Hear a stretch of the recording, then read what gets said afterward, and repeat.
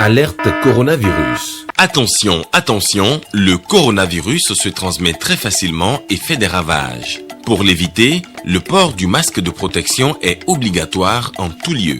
Dans l'administration publique ou privée, dans les réunions, les rencontres, dans les marchés, les magasins, les boutiques et lors des déplacements, le port du masque est obligatoire. Même dans les lieux privés, dès lors que l'on n'est pas seul, le masque doit être le fidèle compagnon. Mais attention, le port de masque de protection ne dispense nullement d'appliquer les autres mesures de prévention, notamment le lavage des mains à l'eau et au savon et l'observance de la distance de sécurité sanitaire d'au moins 1 mètre entre personnes. Enfin, s'abstenir de porter des gants en vue du lavage régulier des mains à l'eau et au savon ou de l'application de gel hydroalcoolique. Pour tout savoir sur l'épidémie du coronavirus au Bénin, rendez-vous sur le site web www.gouv.bj/coronavirus. Ceci est un message du gouvernement de la République du Bénin. Mesdames, Messieurs, bonsoir. Merci de votre attention. Voici le sommaire de ce 20h. Les médias en ligne doivent se conformer à la réglementation en vigueur, autrement ils devraient cesser leurs activités. C'est une décision de l'instance chargée de la régulation des médias au Bénin, la RAC, qui était face aux médias ce vendredi. Un nouveau conseil pour l'ordre des pharmaciens. La nouvelle structure vient d'être portée sur les fonds baptismaux par le ministre de la Santé.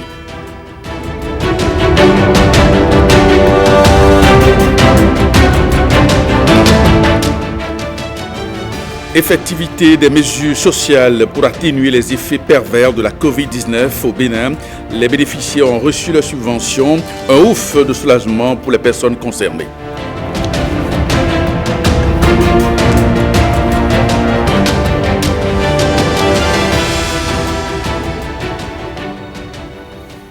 Merci de votre attention. On démarre ce journal par cette actualité brûlante au Mali. Eh bien, la tension sociopolitique a connu une accélération cet après-midi avec le siège du Parlement qui a été incendié par les manifestants. Ils ont bloqué les 2 ponts d'entrée dans la ville. Le signal de la télévision nationale est coupé. Nous reviendrons dans nos prochaines éditions sur cette actualité au Mali.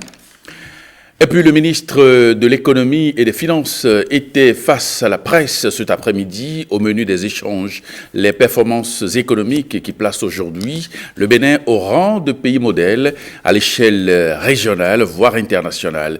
Alors des récentes notations des agences financières aux subventions octroyées au corps de métiers affectés par la Covid-19, en passant par la question de la gestion de la dette. Aucun de ces sujets n'a été occulté au cours de ce face-à-face avec la presse. En attendant le point complet, nous reviendrons au cours de cette édition sur quelques extraits de cette conférence de presse de Romuald Wadagne. Et puis les artisans poussent un ouf de soulagement. Eh bien, le gouvernement a tenu sa promesse et procède depuis mercredi dernier au virement des allocations pour soulager les peines de ces derniers. Eh bien, le ministre des Petites et Moyennes Entreprises revient sur les modalités de cette opération au but social et exprime sa satisfaction. Il est au micro de Axel Dancy. Sous le leadership du ministère des Affaires sociales et de la microfinance, il a été souhaité que les artisans, notamment ceux de la branche hygiène et soins corporels, c'est-à-dire les coiffeurs, les coiffeuses, les esthéticiennes, etc., couturiers, tailleurs, il a été demandé qu'à partir du 25 avril dernier, ils puissent s'inscrire sur une plateforme qui a été conçue à cet effet, où ils devraient renseigner un certain nombre d'indicateurs, la taille de leur atelier, le chiffre d'affaires, hebdomadaire, mensuel, un certain nombre d'indications, afin de quantifier par eux-mêmes la perte qu'ils auraient subie du fait non seulement de cette crise sanitaire majeure, mais aussi des mesures de protection et de riposte contre cette pandémie que le gouvernement a ordonnée. Je suis heureux de vous annoncer que depuis hier, la plupart des artisans qui se sont prêtés bien naturellement au jeu, comme enseignants, nous donnant les indications, ont commencé par recevoir des transferts monétaires directs. Donc c'est pour vous dire que ce n'était pas une opération politique ou politicienne. Le gouvernement a opté pour une méthodologie concrète et efficace.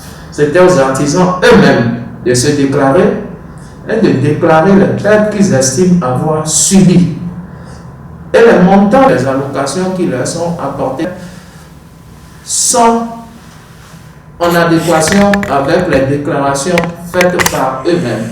Et donc après tout le check-in fait par les services du ministère de l'économie et des finances, nous avons plus de 40 000 bénéficiaires qui sont déjà impactés sur toute l'étendue du territoire national, dans les 12 départements, dans nos 77 communes.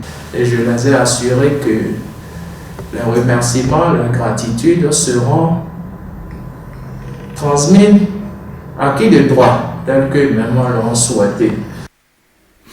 Et puis je vous invite à suivre la réaction de quelques artisans qui ont déjà reçu les transferts de Bombay Boni. Et il faut dire qu'ils sont nombreux à être surpris de la promptitude du gouvernement en ce qui concerne l'effectivité de ces mesures sociales. On les écoute au micro de Jérôme Mouba.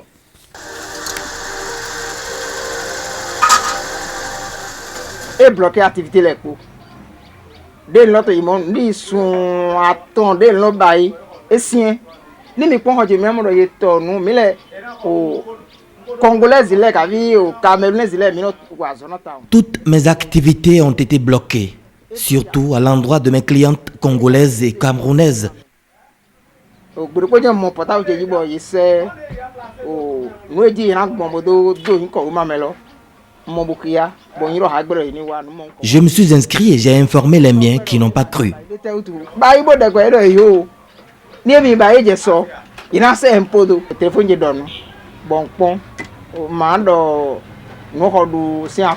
Hier, j'ai reçu le transfert d'argent sur mon portable. C'est la joie.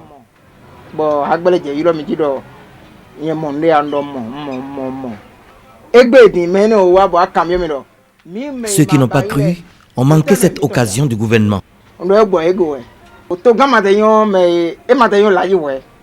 Ni le chef de l'État ni ses ministres ne connaissent ici, mais ils se soucient de notre bien-être. Tout chef d'État ne veut que le bien de son peuple. Nous, les populations, nous n'aurons qu'à respecter les consignes. Cela y va de notre avenir. Ils l'ont déjà dit, mais je n'ai pas cru. Je n'ai pas cru. Même avant que je ne m'enregistre, je n'ai pas taillé d'importance aux enregistrements. Mon portable a vibré et j'ai vu un message. Et en ouvrant, j'ai vu un message de soulagement que le gouvernement a mis en place pour nous aider à côté du coronavirus. Je suis vraiment heureux, très content. Même j'ai manqué d'adjectifs pour qualifier cette joie-là. Le président béninois dit quelque chose, il le fait. Je demande tous les artisans, tous les secteurs qui sont inclus, ils doivent s'enregistrer avant d'en bénéficier. Je passe ici pour remercier l'État béninois pour ses aides. Et également, je passe ici pour remercier les autorités qui sont chargées pour nous balancer ces fonds.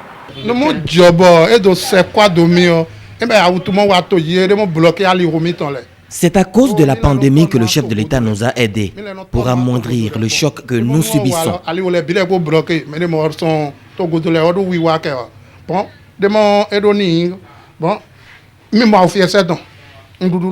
Pas facile de se nourrir et de scolariser les enfants.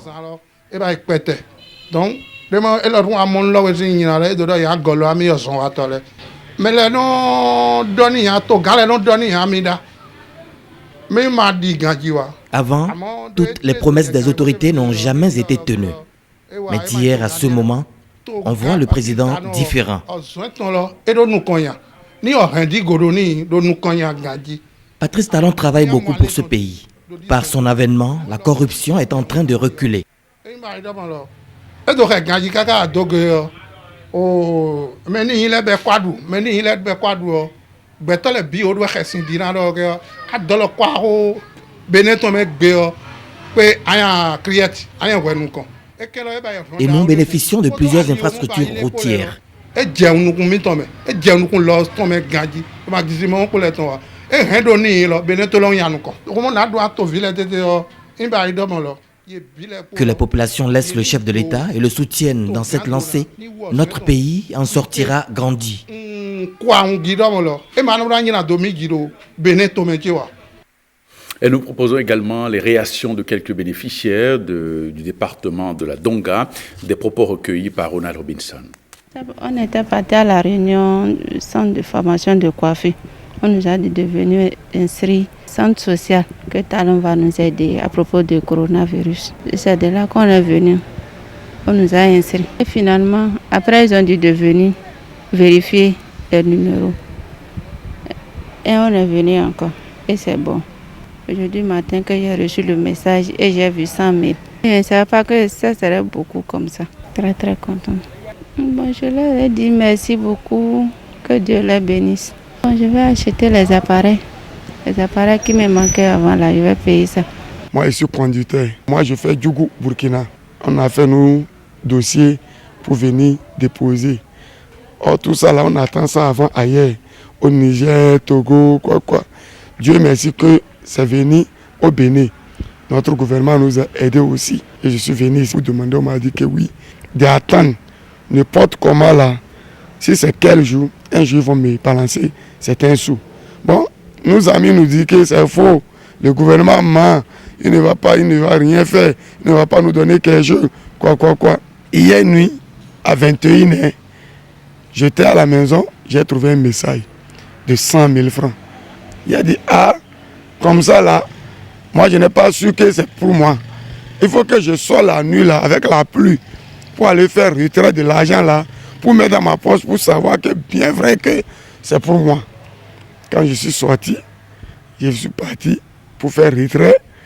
On m'a donné l'argent là dans ma main. Je vois que bien vrai, c'est pour moi.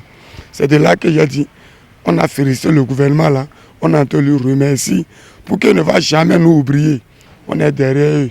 Et comme ça, on va encore dire à nos collègues conducteurs d'être comme nous aussi. Ce qu'ils ont dit, eux aussi n'ont qu'à suivre pour suivre le règlement là comme ça.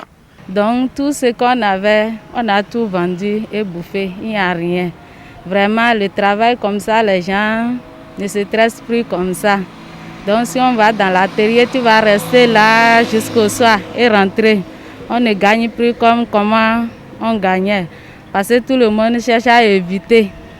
Donc, mais comme le président Patrice Talon s'est rappelé de nous, vraiment, et on est content, on lui remercie.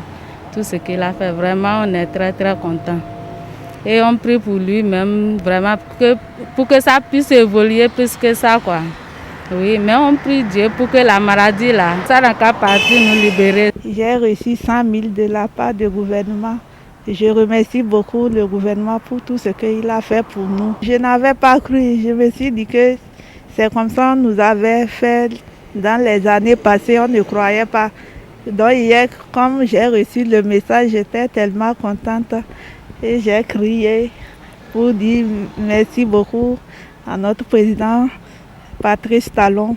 Ceux qui ne croient pas, ils n'ont qu'à continuer de croire parce que quand notre président dit qu'il fait quelque chose, il le fait. Je le remercie encore une fois. Merci beaucoup, Monsieur le Président Talon, Patrice et son gouvernement. Les gens n'ont qu'à continuer par se protéger et ce qu'on nous demande de faire pour que la maladie ne nous atteigne pas, on va essayer de faire ça. Hier, vers 21h, j'étais à la maison. Je ne me sentais même pas bien. Quand ma voisine est venue, Rono. Et ça message un message était. Et ça message donne 100 000 francs. J'avais les mots de vente. Là, au mot de vente, là, est passé là. Je n'ai même pas encore vérifié. C'est là, j'ai pris mon portable, j'ai vérifié. Effectivement, c'était vrai, j'ai reçu une somme de 100 000 francs. Hier, automatiquement, je suis partie faire le retrait. Et c'était réel. Donc, Vraiment, j'étais malade, mais la maladie là est partie. Oh, c'est parti. 100 000 allées là, c'est parti. Je suis guérie. On va le remercier. Lui souhaiter une longue vie. Et ce genre de gestes là, que Dieu lui donne la santé pour qu'il puisse continuer ça. C'est tout. Je l'avais annoncé en début d'édition, le ministre de l'économie et des finances était face à la presse cet après-midi.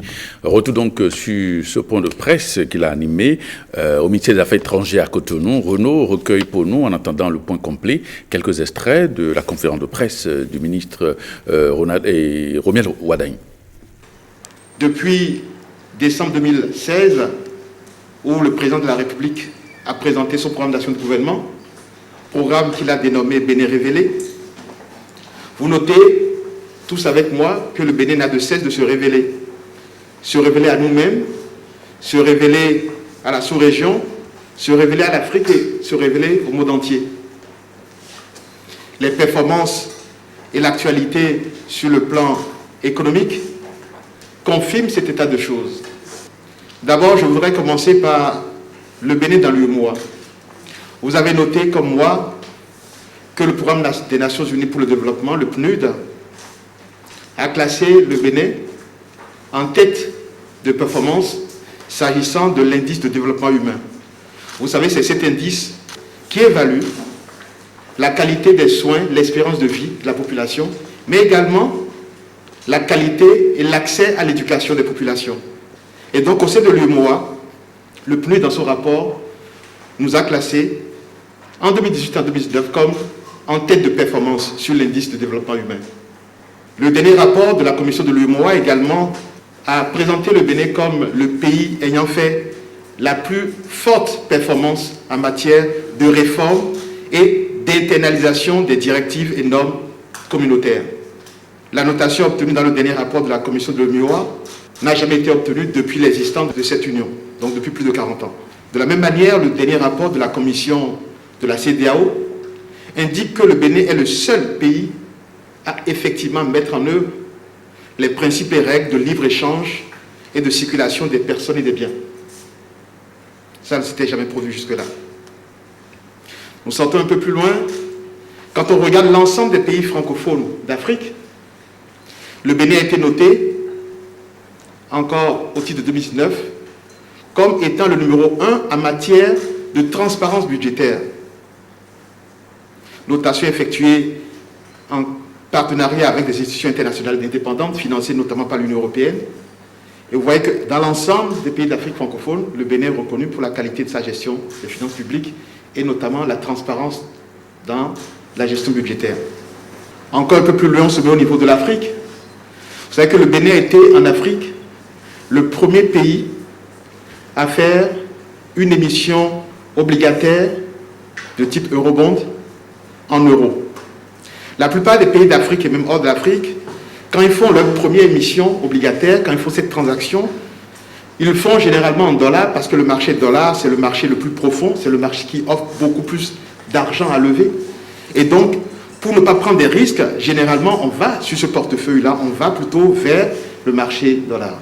Le chef de l'État a souhaité, avec la volonté de contrôler les risques que nous prenons, il a souhaité que nous fassions l'opération en euros. Nous nous sommes organisés pour faire cette opération en euros. Plusieurs des spécialistes ici et là nous disaient que cette opération n'allait pas réussir.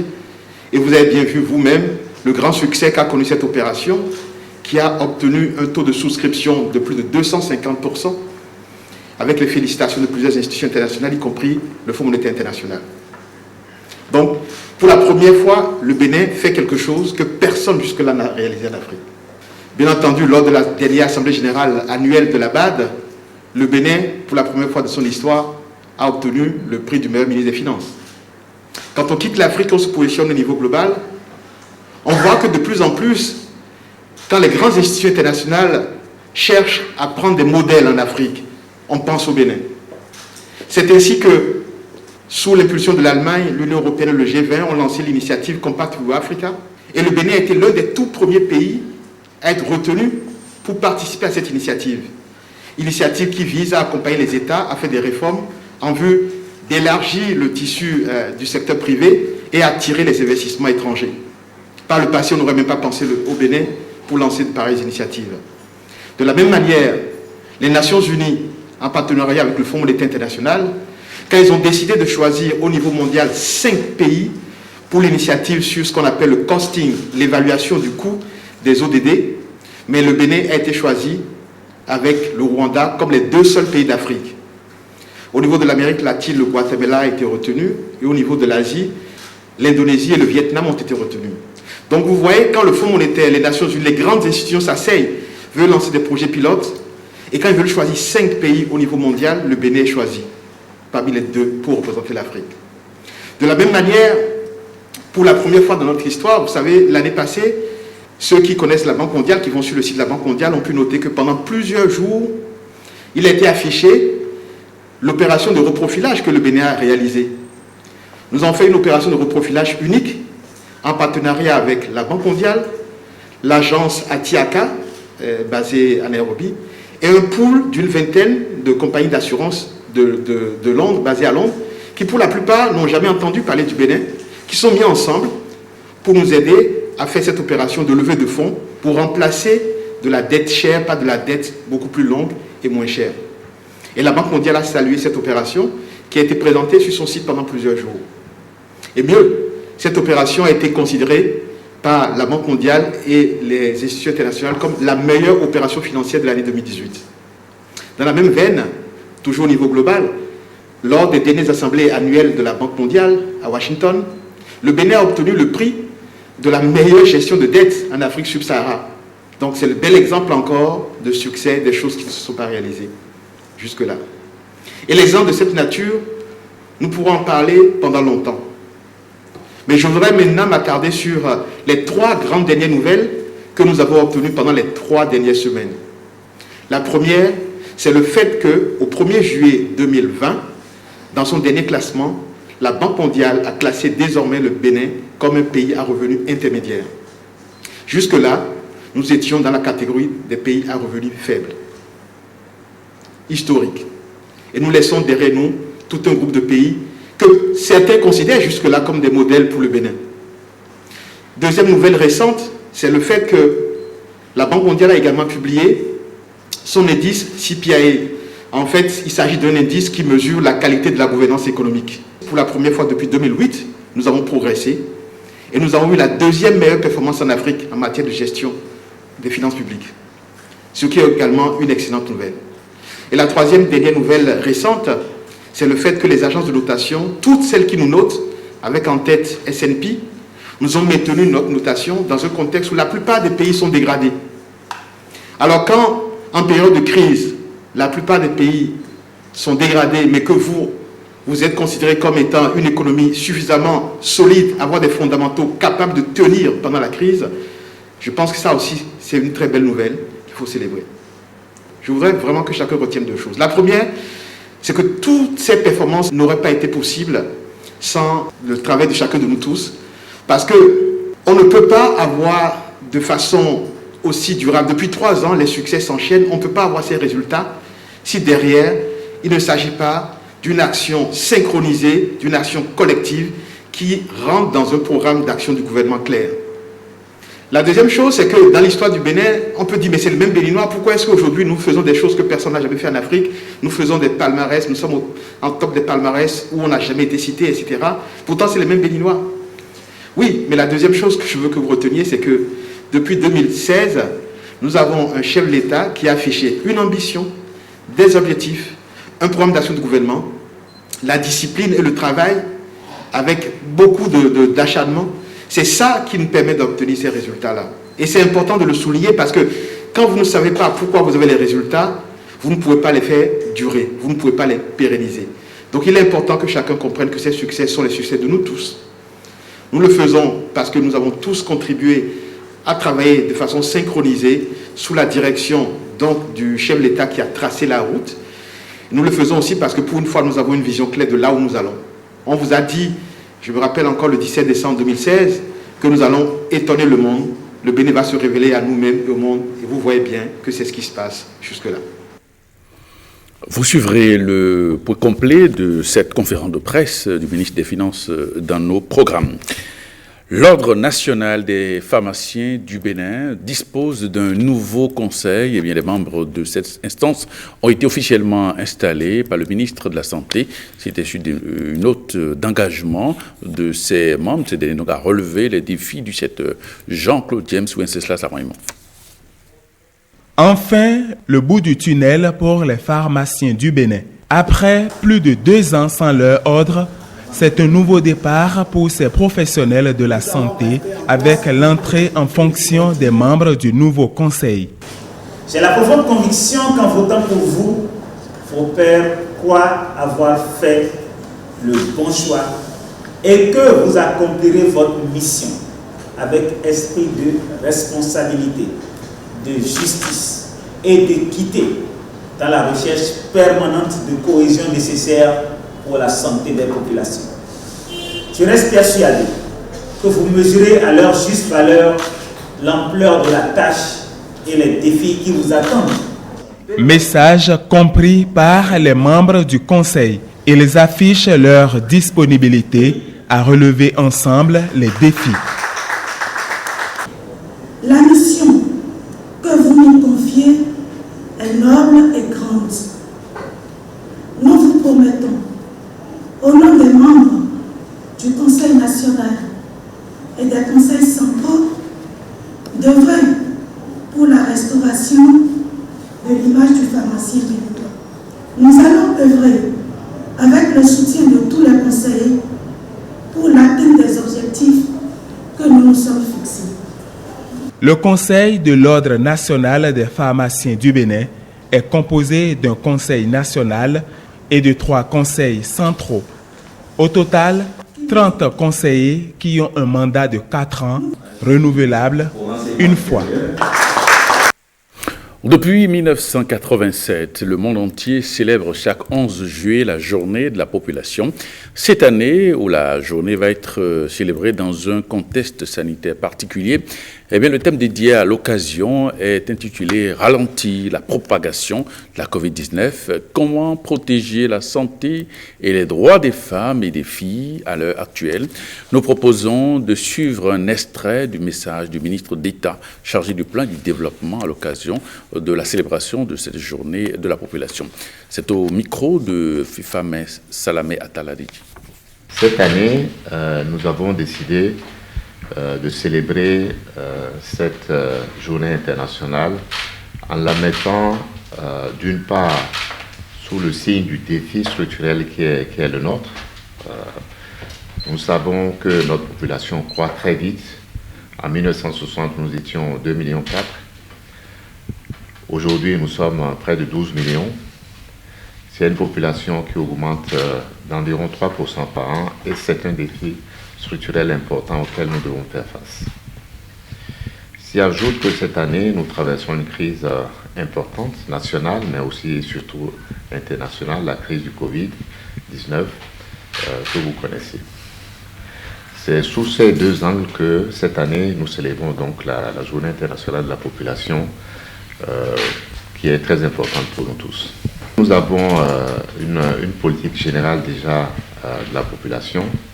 Nous avons, le gouvernement du président Patrice Talon, engagé des actions très fortes pour assister les populations les plus vulnérables. Je rappelais les politiques et les actions les plus importantes. D'abord et avant tout, quelque chose qui est structurel, qui est l'ARCHE, que vous connaissez, le programme ARCHE, qui a pour objectif d'assister les populations les plus vulnérables en matière de santé surtout. Nous avons commencé la phase pilote l'année dernière et elle devrait se conclure cette année et être généralisée. Deuxièmement, nous avons engagé, sur instruction du chef de l'État, le président Patrice Talon, un programme important que nous appelons le programme SWEG, qui est un programme régional mais aussi national, qui nous permet donc d'assister les populations, surtout les femmes, dans le cadre de leur autonomisation. En ce qui concerne le Covid, le Covid est devenu une affection, une pandémie internationale, mais il affecte déjà l'ensemble de notre population. Le ministre de la Santé en fait rapport régulièrement et vous le savez, le taux d'infection s'accroît de jour en jour. D'où pour nous l'occasion d'insister sur les gestes barrières. Et puis, les populations de Godomain, Calavi Centre et Akasato seront bientôt soulagées.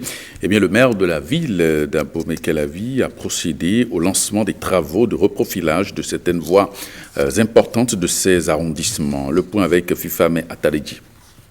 Avec les toutes premières pluies qui se sont abattues sur la ville d'Abomey-Calavi, la plupart des voies sont devenues quasiment impraticables. Les populations se plaignent, l'autorité communale vient ici au secours. 152 km de voies vont être reprofilés dans les arrondissements de Godomain, Calavi Centre et Akasato. Certaines personnes ont construit sur des histoires d'eau, ce qui a empêché la libre circulation de ruissellement.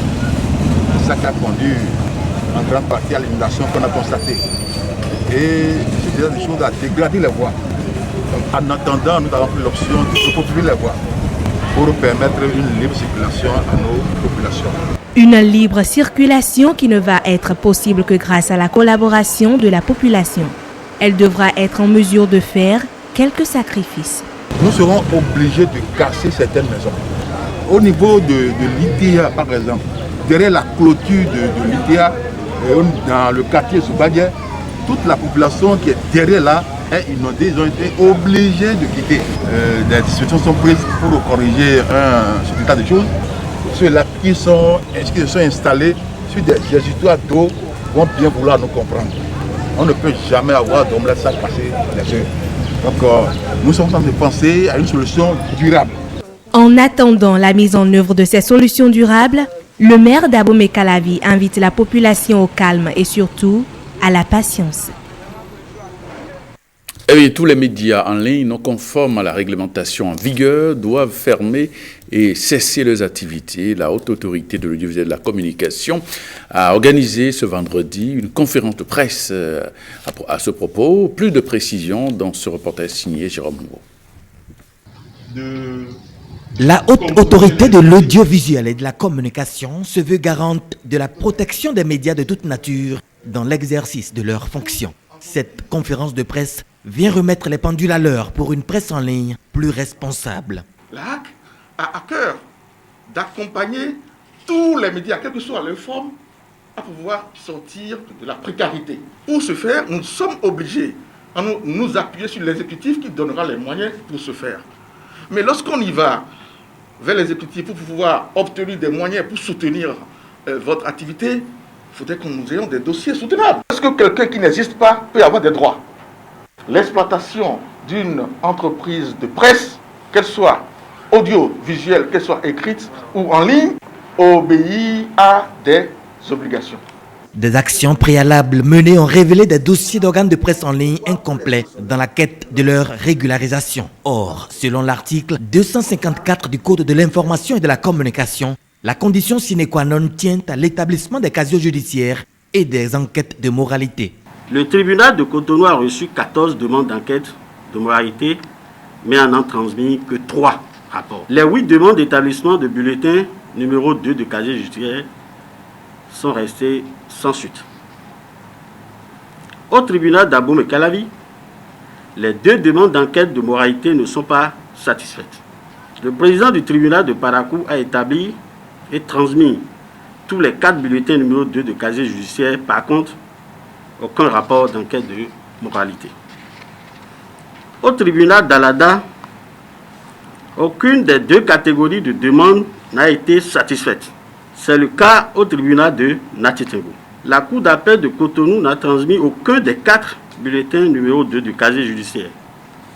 C'est aussi le cas des tribunaux de Kandi, de Porto-Novo, où les demandes d'établissement de bulletin numéro 2 de casier judiciaire sont restées sans suite. Qu'en est-il des médias qui sont déjà sur le satellite, qui sont visibles et qui ont des prolongements sur Internet? Les web TV, ils peuvent solliciter des gens à l'extérieur. Est-ce que la HAC a réellement les moyens de contrôler cela? Moi, je vous dis oui. La HAC du Bénin est en liaison avec le REFRAM qui l'instance de régulation des pays francophones, avec le RIAC. Voyez-vous, donc ne pensez pas qu'il est possible de rester à l'étranger, d'arroser le Bénin par des informations de manière détournée qu'on ne puisse pas réguler, ce n'est pas possible. Soyez-en sûrs. De toute façon, n'oubliez pas que tous ces contenus passent par l'Internet. Faites une visite des articles 256 jusqu'à 58 pour voir le sort qui est réservé à ceux qui exercent dans l'illégalité. Voulez-vous qu'on vous laisse dans l'illégalité? Non. La HAC précise les démarches après celle du tribunal. Après le retour des tribunaux, il y a visite sur le terrain. On ne va pas donner l'autorisation à quelqu'un qui n'existe pas.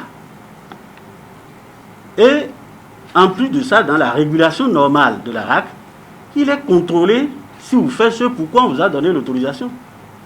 Et les gens sont sanctionnés. Je ne vois pas comment vous allez faire autrement. Mais pour l'instant, s'agit-il de surseoir ou d'arrêter? Surseoir voudrait dire que vous êtes dans une situation légale et on vous demande de faire une pause pour une raison X. Qu'on soit sur les mêmes longueurs d'onde. Il ne s'agit pas de surseoir, c'est d'arrêter. S'il y a déjà même des gens qui ne répondent pas aux enquêtes de moralité, qui n'ont pas un bulletin clair, si ces gens-là émettent, c'est dangereux pour le pays, pour nous tous, pour vous-même. Et je pense que ce qu'il nous reste à faire, c'est avec vous et ensemble essayer de régler le problème des tribunaux. Parce que nous ne savons pas ce qui bloque. Une équipe serait déjà sur pied vers les tribunaux pour une issue favorable et responsable. Intéressons-nous maintenant à l'installation du comité technique de l'élaboration et de l'actualisation des politiques nationales des sports, de la jeunesse et loisirs. C'est le ministre des Sports, Osvaldo Meki, qui a présidé la cérémonie, au cours de laquelle les 11 membres du comité ont été fixés sur les délais de leur mission. Bruno Swahili pour le reportage. Une lueur d'espoir pour le développement plane désormais sur le Bénin du sport. Le Bénin amorce le crucial tournant de la réorientation de sa politique sportive. Pour un nouvel élan vers l'excellence, il faut se doter d'une véritable boussole. Ici, le ministre Osvaldo Meki installe le nouveau comité technique de suivi et d'élaboration des politiques nationales des sports, de la jeunesse, des loisirs, chargé également de rédiger les chartes nationales des sports et des loisirs et du projet de loi sur le financement du sport. Les travaux qui se dérouleront sous votre supervision prendront en compte certains volets qui vous seront directement confiés et d'autres qui seront confiés à des cabinets prestataires ou consultants qui travailleront, mais tout ceci bien évidemment sous votre supervision. Notre espoir est que dans un délai de 90 jours, nous puissions nous revoir avec vous pour faire le point et qu'enfin, pour le dernier trimestre de l'année 2020 qui est en cours, et plus précisément pour le mois de novembre 2020, nous puissions disposer de chacun de ces documents afin de passer aux étapes suivantes. Le programme d'action du gouvernement a entrepris un certain nombre de projets phares, projets prioritaires, dont la mise en œuvre a démontré la nécessité d'implémenter des réformes majeures, les bases du développement de notre sport, les bases du développement des loisirs en République du Bénin, les bases de promotion, d'organisation de la jeunesse soient définitivement établies. Un comité de 11 membres, tous experts, dispose d'un trimestre pour redonner au sport béninois de nouvelles chances. À l'installation de ce comité technique, le ton de l'engagement est déjà donné pour conduire les travaux avec grand professionnalisme. Je voudrais vous rassurer, au nom de tous les membres du comité de suivi, que vous ne serez pas déçus. Nous travaillerons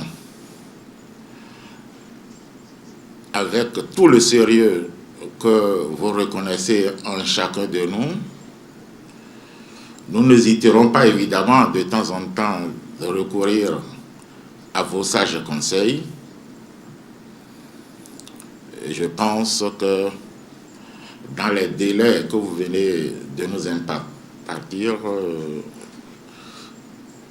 nous pourrons remettre les conclusions de nos travaux qui désormais traduiront les bases juridiques sur lesquelles nos sports désormais doivent être rebâtis. Dans un monde où le sport est en pleine mutation, le Bénin pourra se doter d'une nouvelle politique nationale, d'une charte des sports et d'une loi sur le financement du sport pour se mettre au rang des grandes nations sportives.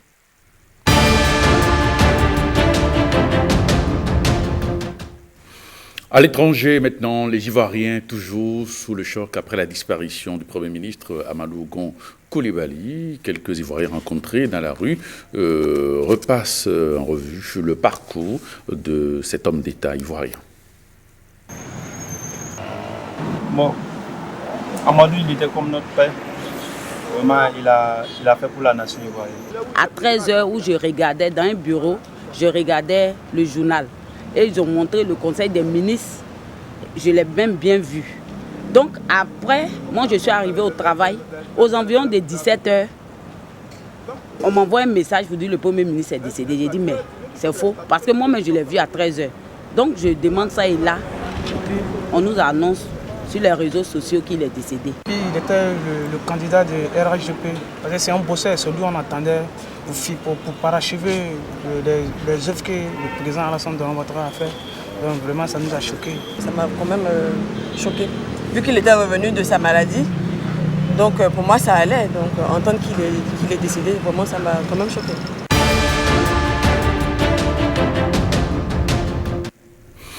Eh bien, ce journal se refait. Merci de votre attention. À 23h30, vous aurez dans ce studio Christian Tongolo pour le JT Soir. Passez sur notre plateforme www.ortb.bj. Vous y retrouverez cette édition. Merci et à demain.